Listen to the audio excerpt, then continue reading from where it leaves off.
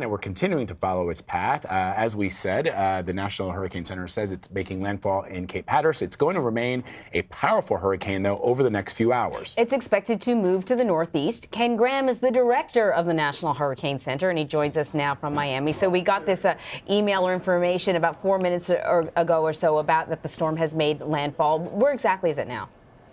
Yeah, let's look at it. So 8:35 this morning hitting Cape Hatteras, and we measure that based on the exact center. That's not always the center of the actual eye. Sometimes it's off a little bit, and as a result of making landfall. But here we are right there at Cape Hatteras, large rain shield to the north. But look, with time, we're going to continue to move this out into the Atlantic. This is this afternoon. This right here is early morning Saturday. And remember, we're not done yet because you can have tropical storm force winds circling around the center, which impacts even Massachusetts, the Cape Cod area. So what's the biggest danger right now?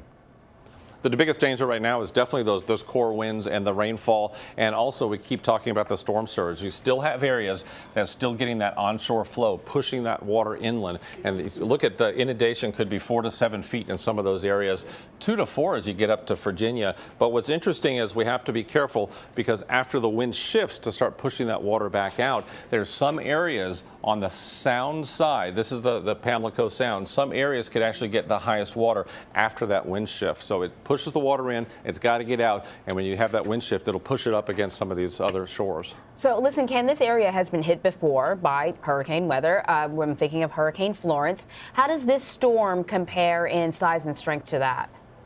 Well, we look at the strength, but the other thing is the factor of speed. So when we think about, a hurricane, let's go back to the graphic here. There's a couple of factors. We think of the wind speed, the actual wind speed of the core. You look at the size of the tropical storm force winds. We also talk about the track. The other forecast that we have to talk about is forward speed. So moving at 14 miles an hour makes a big difference to get those impacts out of here rather than stalling such a slow movement of a hurricane like Florence or Harvey. If this wasn't moving anywhere, think about more storm surge. If it wasn't moving anywhere, that would be more rain. The impacts go up for a slower storm. So what regions could feel the effects next? It looks like we're going to start seeing, moving out to sea. We'll probably look at, looking at these warnings that we have, and probably Cape Cod. You start looking at areas around Massachusetts during the night tonight, and then continuing to move. We've been coordinating with the Canadian Met Service as well, talking about the impacts as we stretch northward. So over the next couple of days throughout the weekend, we're still going to have a hurricane, but it's just moving out to sea. What about the Chesapeake Bay? Because I know it's an area that, it's very, there's a lot of trees. People go there to sort of relax. They might be heading there to enjoy the fall, almost fall weather. And it sort of looks like it might be impacted. Yeah, definitely. You start looking at some of the impacts that we have with that storm surge. Anywhere that you have that flow inward, I mean, the north flow. So with time, you're going to start seeing the water come up in some of those areas.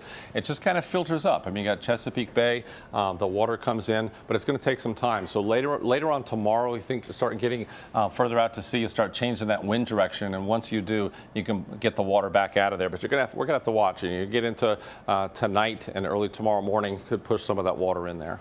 Ken Graham, thank you so much. We've learned so much talking to you every single day. Thank you. You bet.